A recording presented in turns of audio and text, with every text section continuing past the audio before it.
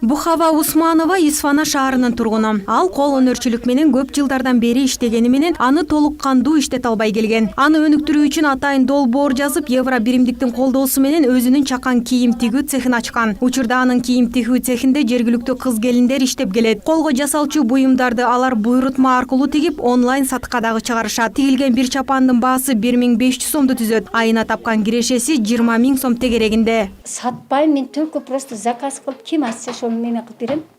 Мен өзүм бизнес планга мен сатыкка чыкпаймын деп, базар бизнеске чыкпаймын. Мен только эл кызматы дагы деп ачкам ишкананы. Ошол анан бирөөлөр өздөрүгө ким зарыл болсо келеттер. Кыздарга септер тигем, үйлөргө төшөктөр, занавескалар, шторлор. Учурда биз Баткен областынын эң алыскы аймагы болгон Көкташ айылында турабыз. Бул айылда 750-ге жакын адам түтүн булатып келет. Буга чейин айыл жергесинде таза суу болбогондуктан айыл тургундары арыктан суу ичип келишкен. Ал эми Аристин жардамы менен айыл тургандарына таза суу чыгарылып берди. Сумбул аймагына караштуу болгон бул айыл Баткен шаарынан 165 чакырым алыстыкта жайгашкан. Жергиликтүү тургундардын айтымында буга чейин таза суу жок болгондуктан тамак ашка, күнүмдүк керектөөгө арыктан суу колдонуп келишкен. Эми Арис долбоорунун алкагында айыл тургундарына таза түтүкчөдөн суу чыгарылып берилди. 2016 жылдын август айынан ушул Евросоюздун каржысы менен ошол Евросоюз каржылап Актет уюму биргелешип туруп 3 километр бизге турбаларды ушул элдин суу түтүкчөлөрүнө коюп берген да. Ошол учурда аябай эл кыйналып араң жылына бир жолу гана суу ичип жүргөн да. Учурда биз Баткен областынын Көкташ айылында жайгашкан күнөсканада турабыз. Бул күнөскананы ушул айылдын ишкери өзүнүн долбоорунун негизинде ишке ашырыптыр. Өзүңүздөр көрүп тургандай, бул күнөскана башка күнөсканалардан айырмачылыгы поликарбонат материалдарынан жасалган экен. Ал эми мында өндүрүлгөн жер жемиш продукциялары ушул айыл тургундарынын муктаждыгын камсыздоо үчүн таратылат экен.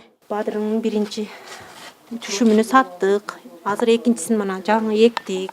Жергиликтүү калк алектенген негизги тармак бул айыл чарба иштери. Климатка байланыштуу бардык өсүмдүктөр өсө бербейт. Ал эми заманбап күнөсканада өсүмдүктөрдү өстүрүү айыл чарба тармагынын приоритеттүү багыты болуп эсептелинет. Бул ишти колго алган Топчубек Кенжебаев ар кандай жер жемиштерден үй бүлөсүнө киреш алып келүүдө. Деңиз деңгээлинен 2000 бийиктикте турабыз.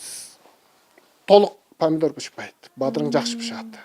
Күзгө барганда кичине саргыч кызыл тартат. А так кийин соленый кылып алабыз да.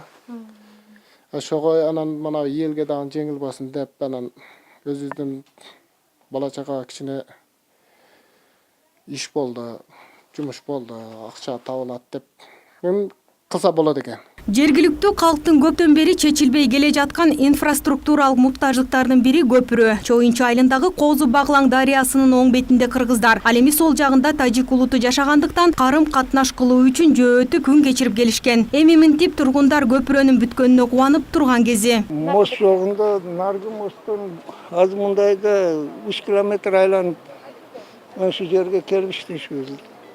Азыр бул курулгандан бери бизде вакыт үнөмдөп атат. Ишибиз ham жакшы. Түшүмдү дагы жакшы алып атабыз.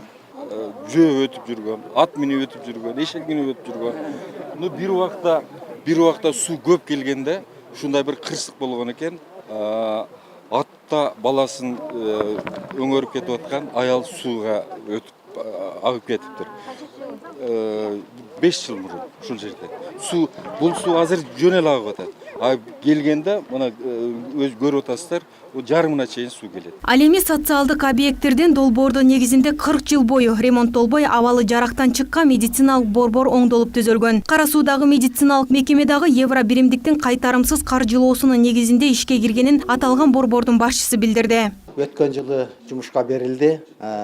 Мурда аварийный состояниеде болгон здание, бул здание болсо биринчи мугалимдерге деп салынган, ошондон кийин мугалимдер бул жерден кеткенден кийин ФАП болуп ушул жерге уюштурулганда, ФАПтын состояниясы да абкалы начар болгондуктан анан евро биримди союз боюнча анан ОШ СКС боюнча ушул колго алынып, мына өзүңүздөр көрүп тургандай бар жогу жакшы отопление болду, жылуу кышында анан кеңири. Аймактарды өнүктүрүү жылынын алкагында Баткен облусунун алыскы климаты татаал аймактарында жарандардын жеке демилгеси аркылуу алдыга жылыштар бар. Өз кезегинде аймак тургундары мамлекеттен жардам күтпөстөн ар кандай эл аралык уюмдар менен биргеликте долбоорлорду жазып, анын негизинде туруктуу иш жүргүзүп келишет. Муну менен алар үй бүлөсүнө гана эмес, облустун өнүгүүсүнө дагы салымдарын кошууда.